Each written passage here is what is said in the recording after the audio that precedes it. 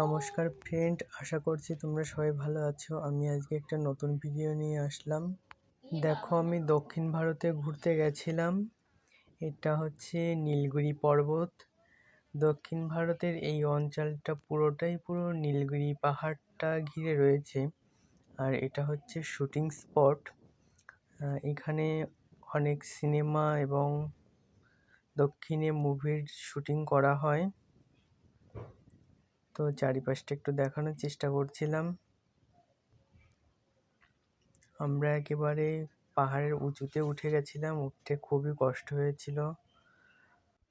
দেখো চারিপাশের প্রকৃতিটা কি সুন্দর।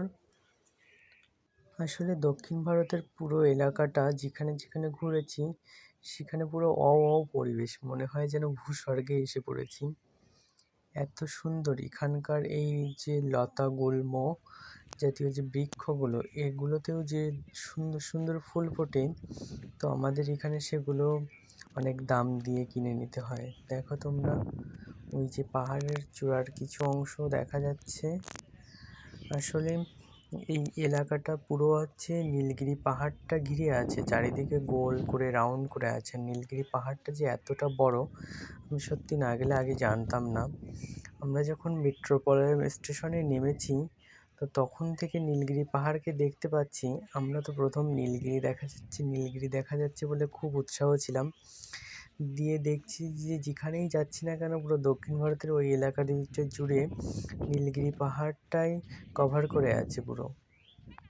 তো এখানকার প্রাকৃতিক সৌন্দর্যটা এতটাই সুন্দর যে যে কাউকে সম্মোহিত করতে বাধ্য করবে। এই দেখো, এই দিকটা থেকে আমরা উঠেছিলাম যে কতটা খাড়া, তো লাস্ট অব্দি না দেখলে কেউ বুঝতে পারবে না যে পাহাড়টা এতটা উঁচুতে। আমাদের তখন গেছিলাম তখন শীতের সকাল ছিল, তো তার জন্য পেরেছিলাম। এখন এরকমই গরমে গেলে আমরাই হয়তো উঠতে পারতাম না, কিন্তু আমাদের একটা চ্যালেঞ্জ ছিল যে না, এসেছি যখন উঠবো নাকি তো এইভাবে আমরা লাস্ট পর্যন্ত উঠতে পেরেছিলাম।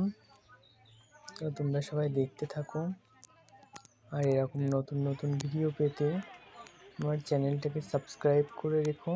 আর ফেসবুক থেকে দেখলে পেজটাকে ফলো করে রেখো। খুব তাড়াতাড়ি নতুন ভিডিও নিয়ে ফিরছি। তোমরা ভালো থেকো, সুস্থ থেকো এবং ভিডিওগুলো দেখতে থেকো।